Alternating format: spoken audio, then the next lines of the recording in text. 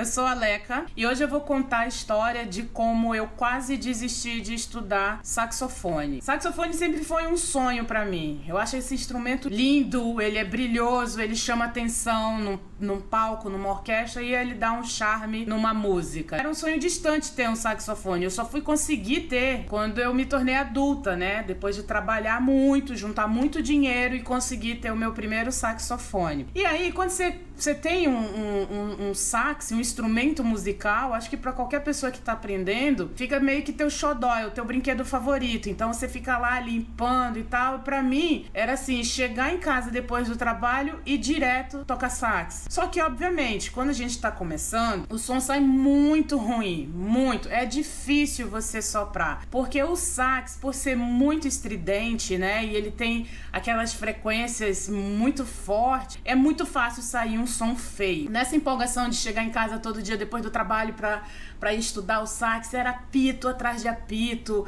tremia a casa inteira, e aí eu não tinha controle do sopro. E numa dessas, um vizinho, eu morava num apartamento, e estranhamente o vizinho de baixo, não foi de cima, né? Chegou à minha porta, praticamente arrombando a porta, batendo, me xingou, ele praticamente me agrediu. Eu fiquei tão nervosa com aquilo, essa situação me deixou tão frustrada assim, que depois disso eu não conseguia mais tocar. Eu não conseguia praticar os exercícios, então eu dependia de só tocar uma vez por semana quando eu ia pro estúdio do meu professor particular. Então assim, eu não conseguia fazer os exercícios dentro de casa. Tentei de tudo, tentei tocar dentro do guarda-roupa, tentei enfiar um monte de flanela na campana e não deu certo, assim. Toda vez essa cena dele me xingando, sabe? E praticamente me batendo, porque ele apontava o dedo na minha cara.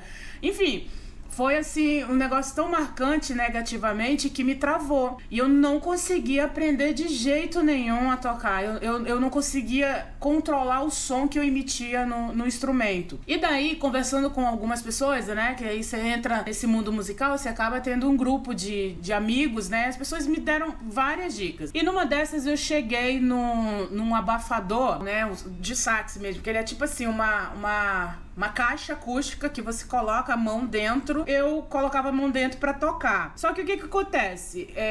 Quando você tá aprendendo, você não tá vendo exatamente onde você tá digitando, né? E outra coisa, a minha mão suava bastante, então ficava escorregando dentro do abafador. Depois de um certo tempo, eu encontrei um professor e ele me indicou uma cabine acústica. Também morava em apartamento, também tinha problema com os vizinhos, e aí ele disse que a cabine poderia ajudar para estudar saxofone, né? Porque ia abafar um pouquinho. Não abafa 100%, mas reduz consideravelmente. Aí, coisa e tal, pesquisei várias empresas aqui no Rio de Janeiro, não achei. Eu achava muito a cabine de audiometria, né? Que é uma cabine de metal. Até que ele me indicou a empresa que fez pra ele em São Paulo. Eu passei quase um ano guardando dinheiro pra comprar essa cabine. E aí a cabine chegou. Ela é pesada, ela é enorme, ocupa um cômodo da casa, mas me ajudou muito, assim. Foi na cabine que eu consegui, tipo, relaxar. Eu imagino que tem várias pessoas que têm essa dificuldade de estudar um instrumento tão barulhento, né? Eu acho que, sim, instrumentos de percussão, violino, o sax, trompete, são instrumentos que se incomodam. Se você não toca bem, se você está iniciando, é muito difícil as pessoas compreenderem. E sem contar que assim, a gente fica acanhado, né, de estar incomodando, incomoda a família, né, incomoda os vizinhos, e nem todo mundo tá disposto a compreender, né? Porque se você não passar por essa fase, né, você nunca vai conseguir tocar bem. Ela é totalmente desmontável, não tem nenhum parafuso, ela é de encaixar. Agora sim, precisa de uns 4 homens, entendeu? Pra carregar as paredes da cabine e montar, igual um Lego, sabe? Gente, essa é a minha cabine, ela fica aqui na despensa do apartamento, tá? Eu já vou apresentando aqui o ar-condicionado, porque eu precisei adaptar com um ar-condicionado portátil. A gente fez esse duto, né, que tem um buraco aqui. Ele entra dentro da cabine pra vir passando o ar-condicionado pra dentro. Olha como é que muda a acústica aqui. Vamos fechar? Aí eu fecho, ó. Tem uma pressão. Pronto. Aqui é um cano que vem lá do ar-condicionado que eu falei.